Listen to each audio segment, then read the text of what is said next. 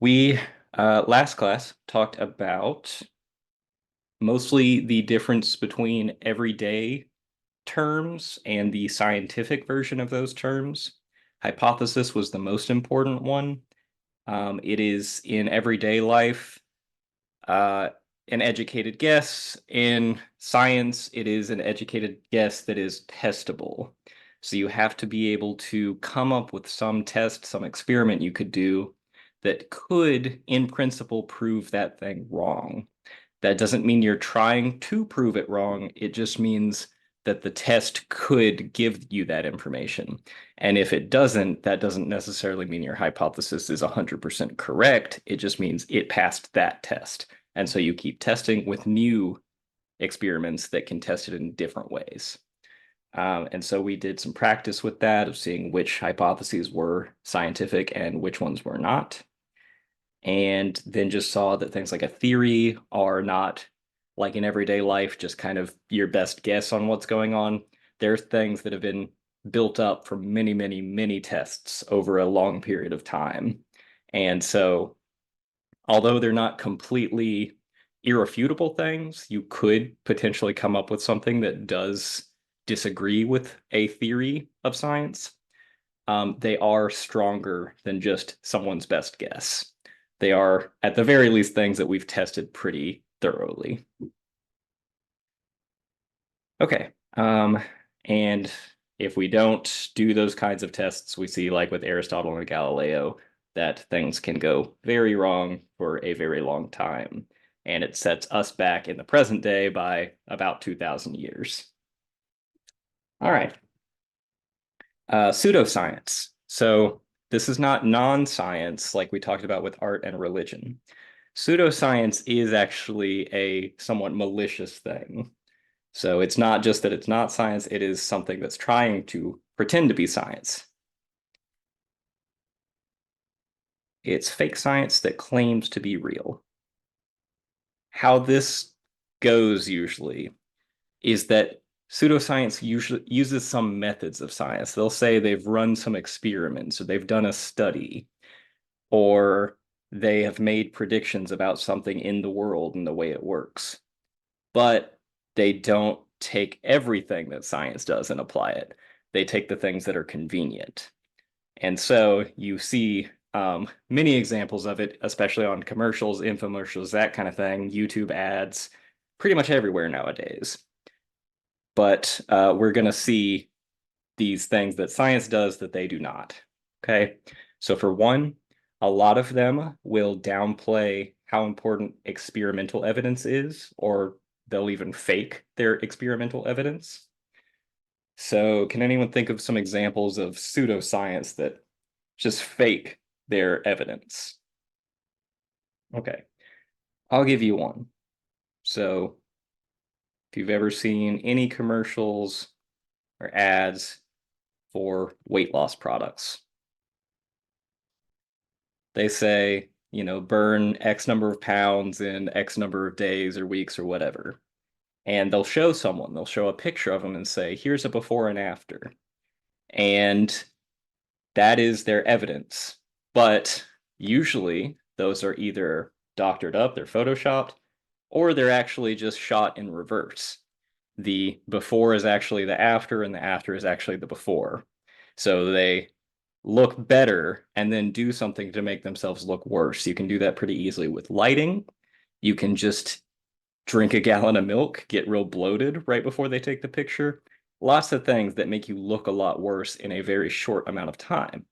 And so their experimental evidence, quote unquote, is completely faked. In some cases, you'll see these products say, well, we've done a study, and here's so and so doctor at so and so place that did it. But who do you think paid that doctor to do that study? And so it's not really a reliable thing either. And half the time you'll find it in a journal that no one has ever heard of because the sole purpose of the journal is for things like that. Okay, tests for wrongness. So the methods that some areas of pseudoscience use are not actually testable things. So my example for this is ghost hunting. And don't get me wrong, I love me some ghost hunting shows, Ghost Adventures, and then there was like a YouTube series that BuzzFeed did. So I like those a lot, but there's no backing to what they're doing because it's similar to that thing we said about like undetectable particles. We're using these tests, things for, uh, you may see them use like EMF readers or thermometers to check for if there's any cold spots around you. But they're saying, okay, if it's cold here, that means there's a ghost here. But what would it mean if they were wrong? It would mean that there's not a ghost there, even though it's cold at that location. How can we test that? Well, we have to have a way of knowing that there's a ghost there. And so for this tool to work, you have to have a separate tool that can already verify that there is or is not a ghost there. And for that tool to work, you have to have another one, and so on and so forth. So there's just not really a direct way of detecting whether they're there or not there. So it could even be that they say, well, the thermometer is detecting that it's warm here. There must not be a ghost here. We can't even say that much with those tests. So they're not really valuable, and it doesn't actually tell us much, if anything. So it's claiming to do a test to check that there's ghosts, but that test really is not telling you anything. So that's why ghost hunting would be considered pseudoscience. So last one that I want to mention is science is always trying to update what we think about the way the world works. And we're always just a little bit wrong, and we realize that and try to fix it up a little bit more each time.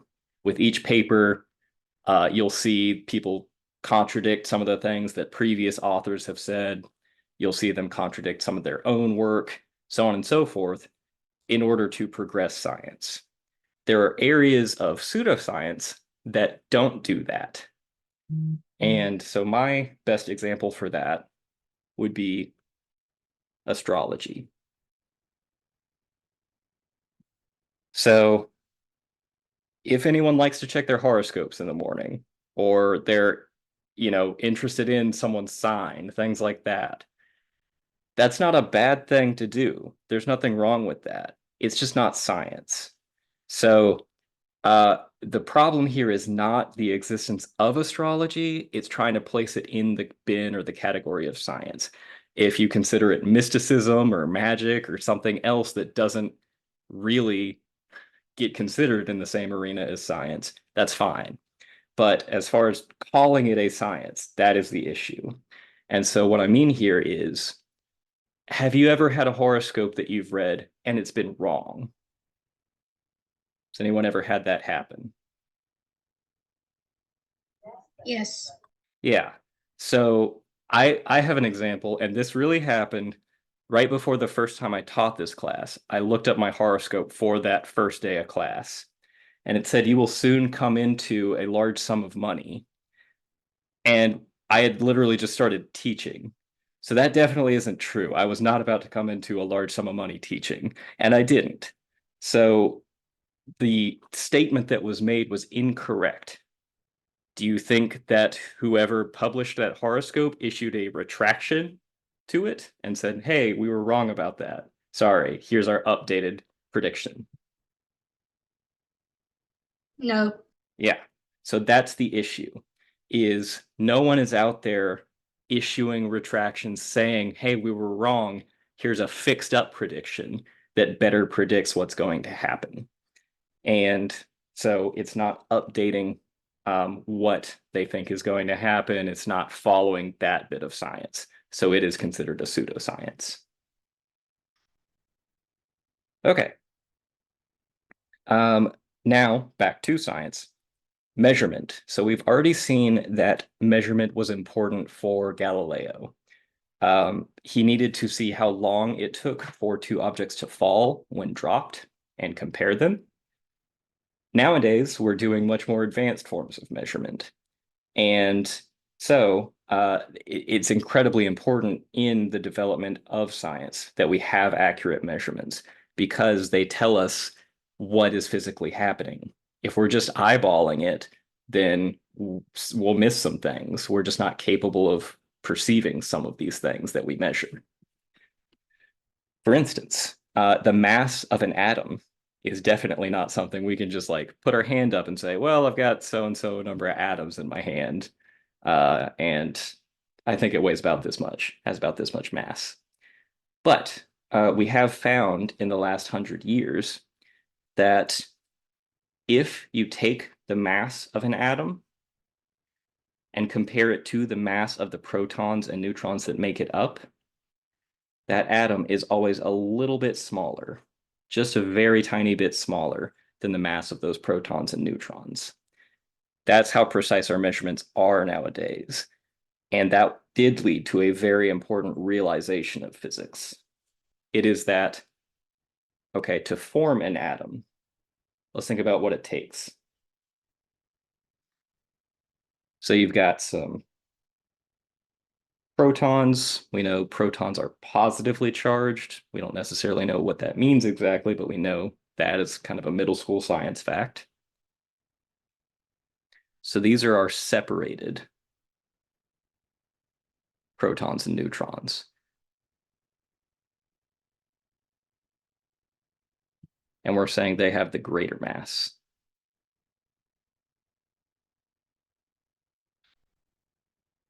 If you imagine yourself taking those protons and neutrons and just using your hands to squeeze them together into a nucleus, pretending we could do that. What are the protons going to do to each other? Do you remember about electric charge, what they do? Do they repel? They repel. So they don't want to be squeezed together. And the more you try to, the more they repel because that force of repulsion depends on how far apart they are. So it takes a lot of energy, a lot of work to squeeze those nucleons, that's what we call collectively protons and neutrons, together. You're adding energy to this system. So this is our nucleus. I'm putting it over on this side, but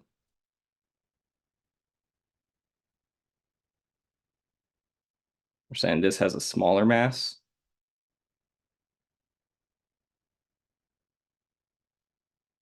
The difference between the masses actually ends up being associated with that energy you had to put in to squeeze that thing together. So we call that energy binding energy. So there is a relationship between the energy that is released and the mass that we said was missing.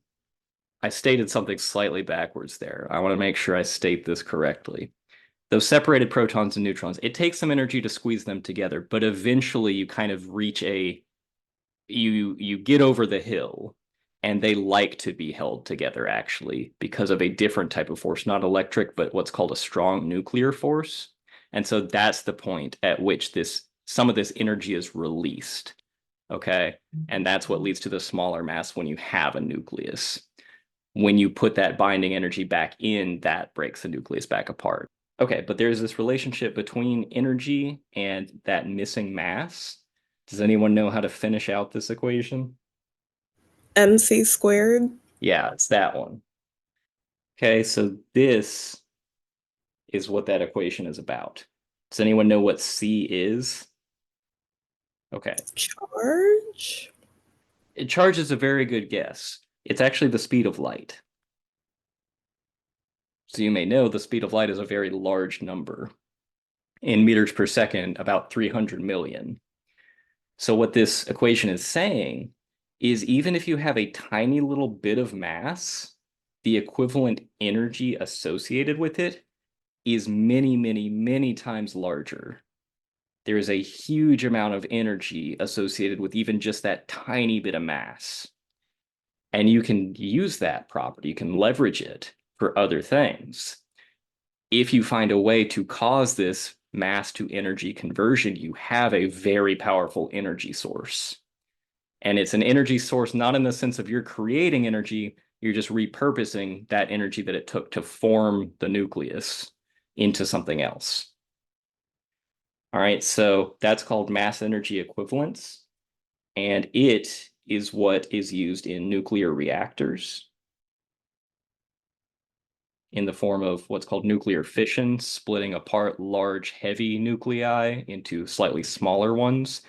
And some of the energy associated with that reaction doesn't go into forming those smaller nuclei. It goes into just kinetic energy, the motion of the nuclei. And that's what we kind of harness from that.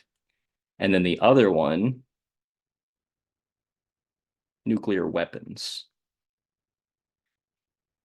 Okay, so definitely some ethical concerns even to this day on these things. But the fact that this is something we can do, we can leverage the energy of individual atoms into something useful, came about because of these measurements that told us that this was a property of atoms. So measurements are a very powerful thing. And sometimes we discover new things because of better measurements. But that's not to say, even though Aristotle was an ancient Greek and kind of set us back, that the Greeks had no idea what they were doing. They actually figured out quite a bit about the planets and with very few things to work with. Okay. So they were working with gum and shoestrings, if you want to put it that way. But for instance, they found how large the Earth, Moon, and Sun are and how far apart all of them are from each other. You can find all of those calculations, all the things they did in the textbook. I'm just going to talk about how they found the radius and circumference of the Earth. The Earth's circumference was calculated by a guy named Eratosthenes. And this would now be 2,200 years ago, over 2,200 years. So he did it mainly just with shadows. He just looked at the shadows in a few different places, made some calculations, a little bit of geometry, and he figured out how large the Earth is. So this picture down here is going to be our Earth. This is the North and South Pole. This right here is the center of the Earth. And we're going to look at, he considered two different cities, one called Alexandria and another called Syene. So I'm just going to abbreviate those A and S. This is going to sound like a bunch of random facts, but they do come together at the end of all of this. So the first thing he noticed is, this was just known through observations, that the sun is highest at noon on the summer solstice. Right, and I believe that's in June, like mid-June. Let's just think about if you stuck a stick in the ground. Think about the shadows it's going to cast. On a normal day, so this is the sun, this is the earth, definitely not to scale. On a normal day, maybe the sun's sitting about over here at noon. It's going to cast a shadow maybe about that large.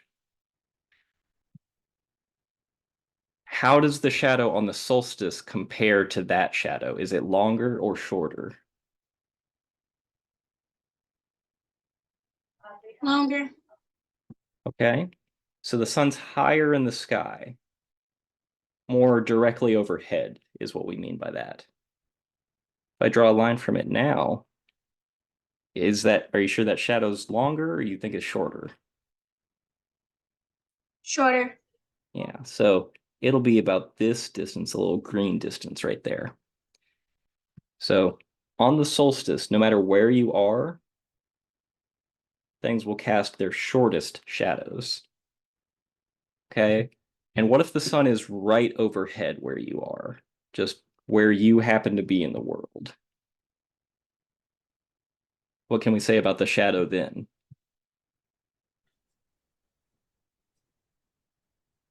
It would be in front of you. So the sun's shining straight down on the stick is what I'm saying. It would be almost non-existent. Yeah, pretty much no shadow. Okay, so that's our facts. as far as how these two cities play into it, the sun happened to be directly overhead, where no shadow was cast, in Syene, in one of those two cities. He noticed this when he looked down into a well. So don't draw this next line I'm going to draw. This is just as an example. On a normal day, the well might have a shadow because the sun's shining in at an angle, so everything down here is not illuminated. But on the solstice, its rays are shining, and one of them shines straight down into this well right here. So he knew in that way that the sun was shining directly overhead in Syene. All right, if we made that ray a little bit longer, you can see it's going to pass through the center of the Earth. That's just a property of if you kind of draw a line perpendicular to the surface of a sphere, it's going to pass through the center of the sphere, no matter where it is. All right, so that's what he's realized so far. Now he said, I'm going to compare that to the shadow in a different city. And that other city was Alexandria. Alexandria happens to be about 800 kilometers away, or 500 miles from Syene. So what we're saying is this distance is about 500 miles. In Alexandria, you stick a pillar in the ground vertically, meaning perpendicular to the Earth's surface at that point. Then the rays coming from the sun are going to cast a shadow, right? It's a different place. It'll be a short shadow compared to any other day, but there will still be a shadow. I'll draw the shadow in green. He measured it, compared it to the height of the pillar, found out that the shadow was 1/8 the height of the pillar.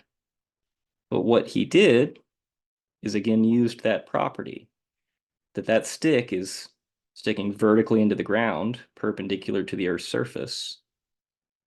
And so if you extend the line the stick's passing through downward, it will pass through the center of the Earth. And we'll extend it out a little bit this way too.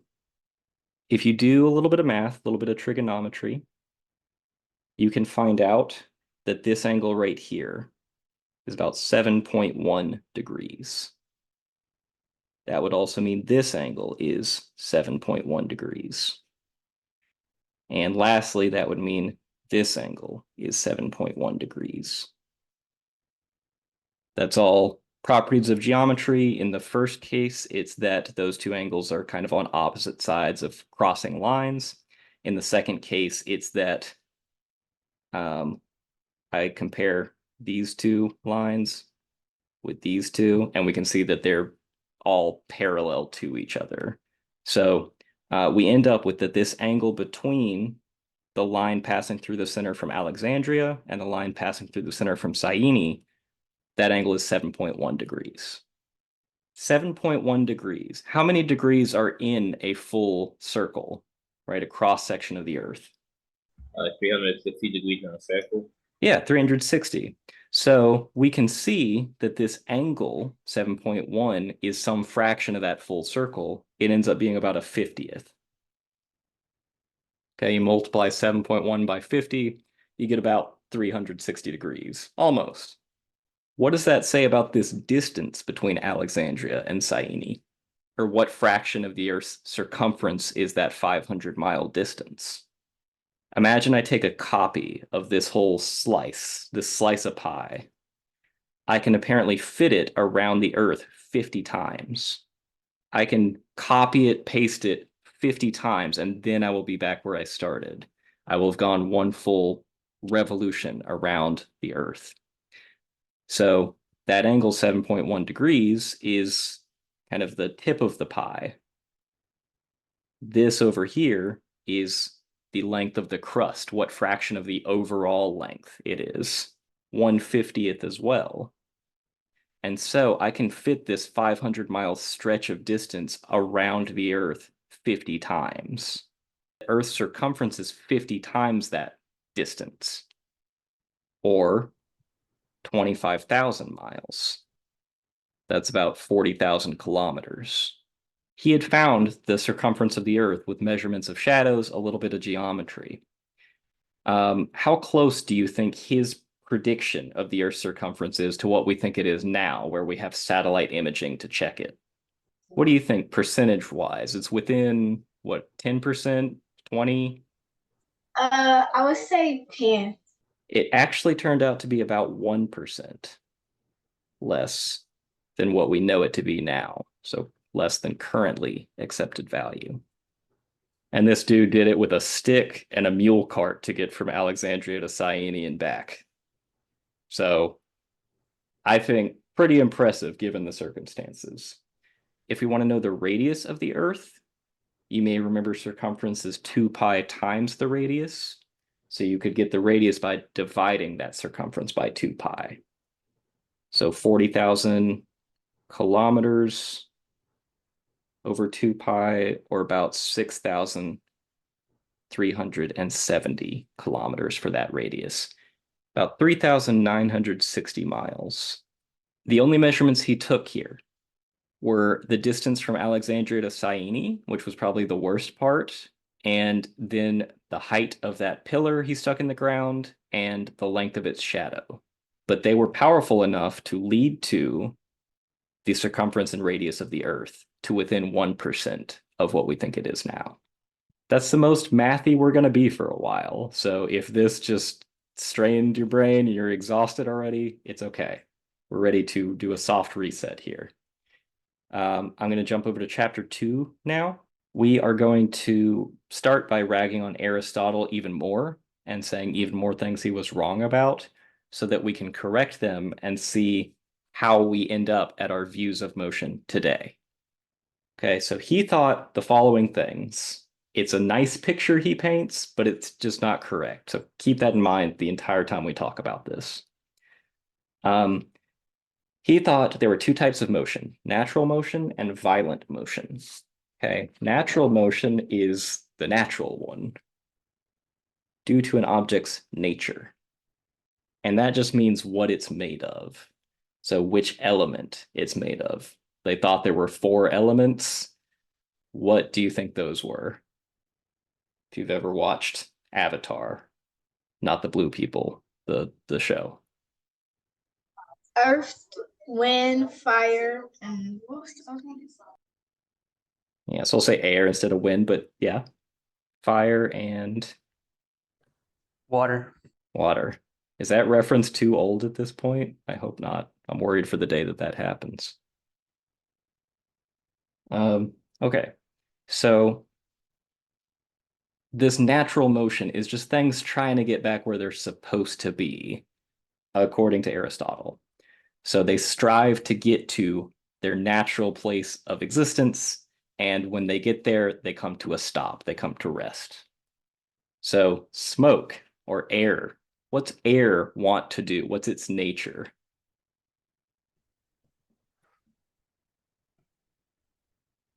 Spread everywhere. Yeah, it wants to be with the sky. It wants to move outward and upward. Okay, so that's why he claimed that smoke rises, is because its nature is to, because it's made of air. Earth, or clay, it is made of earth.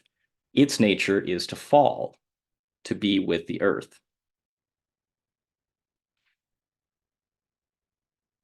So you can already see that if someone just edited this part of the video out into its own video, I would look like I should be fired from this job of teaching physics, right? That's the idea. Okay, heavier objects, things made of more earth. Because they are heavier, they've got more earth in them. That's why he said they really want to be with the ground. They strive even harder to reach the ground, or in other words, fall faster. That's where that idea came from, that he said things fall at a speed proportional to their weight. And that is the one that Galileo later showed to be false. Okay, so things on Earth, they naturally want to move in those two ways, up or down, more or less. So if something is meant to be down with the Earth, it will eventually come down to the Earth. If it's meant to be with the sky, it will go up to the sky. But even at that time, they knew that looking out into the night sky, there were these things that moved around and had regular repeating patterns. So they didn't just come to a stop, and they didn't seem to have one particular natural place that they liked to sit. So he thought those followed entirely different rules. And so their nature was different. It was to be a circular motion that did not end. So his excuse for that of, well, but you said it's due to things nature and things are made of earth, air, fire, or water, right? He said, no, the things out there aren't. They're made of a different thing called quintessence, which literally just means a fifth thing, fifth essence.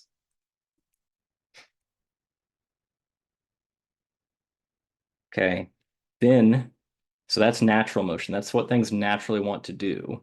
But that doesn't explain why you can lift a piece of clay back up off the ground. He called that violent motion, motion due to external causes, meaning pushes or pulls.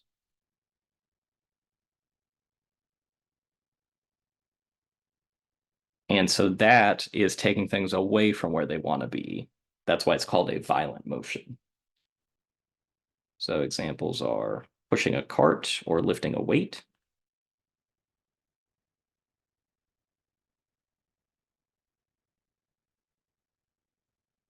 Or one they also saw very often at that time, wind blowing on the sails of ships.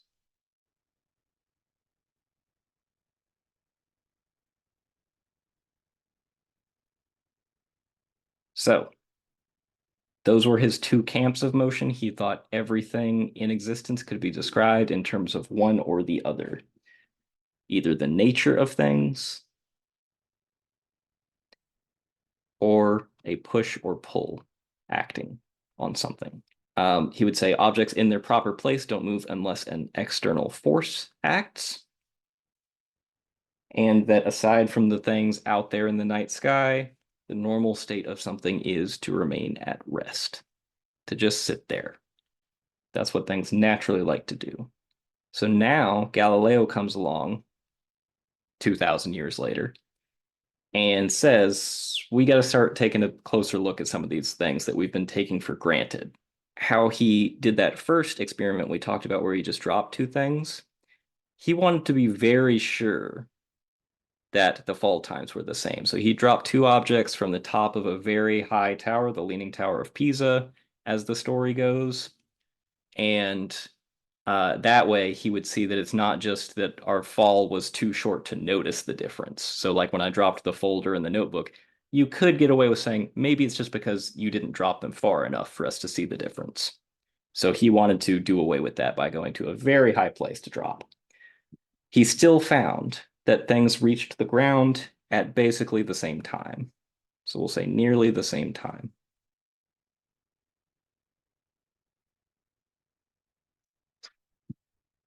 But as someone pointed out last time, there are differences sometimes.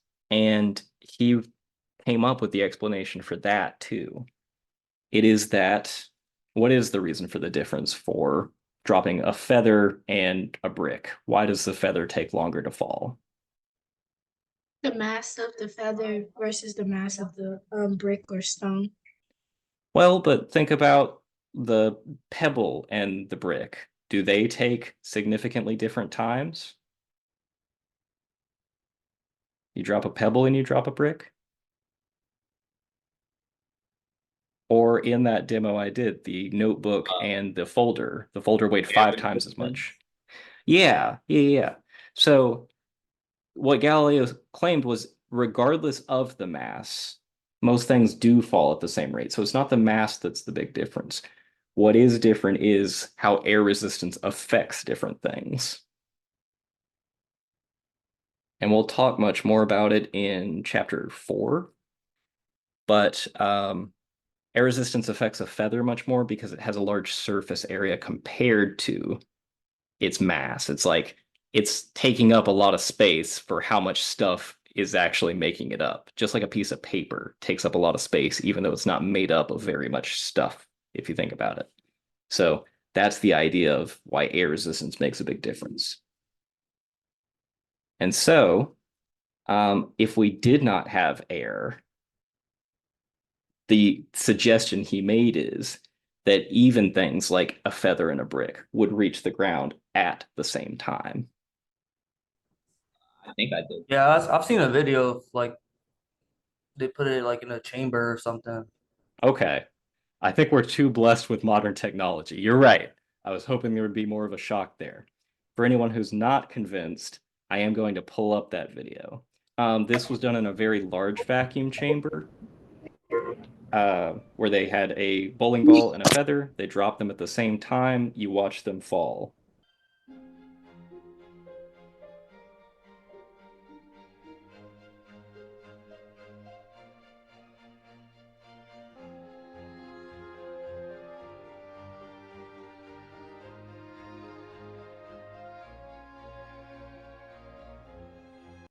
If you were not convinced, that is what happens when you drop them in the absence of air. That was actually also done during the moon landing in 1969. They dropped a feather and a hammer. And because the moon has very little atmosphere, that's about the closest we get in the natural world to a vacuum. And in that case, the feather and hammer did again drop to the ground at the same time. So without air, gravity makes all things fall in the same way. So at the same rate. All right, so inclined planes. So what he was trying to do with this was also contradict a different claim of Aristotle's. I don't know that he was out to get him necessarily. He was just taking a second look at some of these things that were claimed by Aristotle. So one was that things naturally remain in a state of rest. That is their natural state. Aristotle said, I don't think that's necessarily true. I don't think it's definitively the case that things just naturally come to a stop. I think there's something more to it. And so Aristotle wouldn't have thought in that way because he always saw things in resistive mediums. He had no vacuum chamber to consider. Galileo may have had a very basic one at the time he was alive.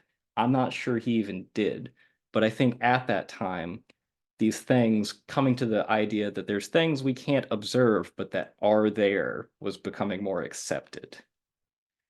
For Aristotle, though, this was a no-go. So things moving without a medium, without air or something around them, a vacuum, did not seem like a possibility, and so wasn't worth considering. And so he was right in the case of things in a medium. That medium is what brings stuff to a stop. That resistance, air resistance, likes to bring things to a stop. And so he thought, from that, he concluded that, of course, things always come to a stop. Galileo looked at it in the opposite way of things like friction and air resistance are almost the exception to the rule. He said, if nothing interferes,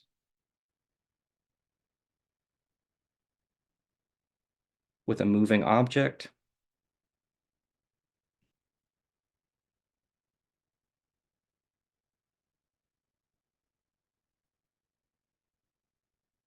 it will keep moving in a straight line forever.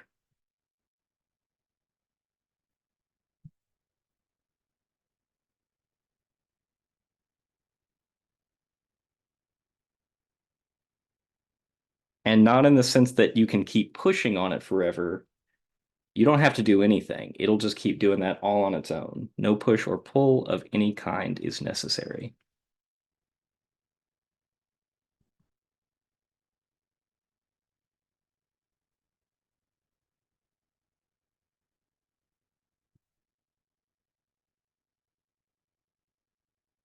Okay, so in this case, do we necessarily buy that just at the outset? I don't want us to think about what we've like seen in a video at this point, but is that something that feels right to you? Not really. Yeah, because in everyday life, we do see everything come to a stop, right? Something moving in a straight line forever being the norm is ridiculous. But he did have a demonstration for this, and it is something that's you have to take a sort of logical leap from, but hopefully you can see where he's coming from on this idea. So what he did was he took a ramp, just a simple ramp and a ball, and he rolled the ball up and down the ramp and did a lot of different experiments with it. If he rolled it down a ramp, what would the ball do? How would its speed change? It will increase. Yeah, it's going to roll faster and faster. Okay, so it will gain speed as it rolls. You roll something up a hill, what happens to its speed? Decrease. Decreases, slows down.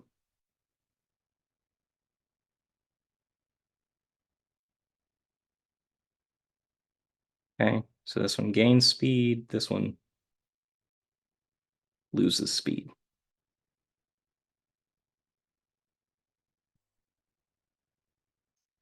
Okay, so just based on that observation, what would you think should happen on a horizontal surface? It should stay moving no matter what. Yeah, it shouldn't gain or lose speed. Just purely based on this reasoning. We know that's not what we observe. Okay, so I'm not claiming that that is what happens. But just based on this kind of following along with the logic, something on a horizontal surface sitting in between those two extremes should neither speed up nor slow down.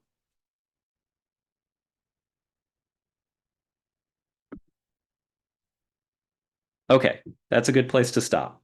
All right, that's the big conclusion, and we'll fix that up to see what friction does next time. I will assign the first homework today since we finished chapter 1. I'll skip the first quiz since we're still in this sort of limbo state. We'll come back to in person on Monday. So next lecture is online again. And I think that's about it. Are there any questions? All right. Well, I will see you all on Friday. Have a good day. And I guess it is a little bit warmer now. Stay cozy.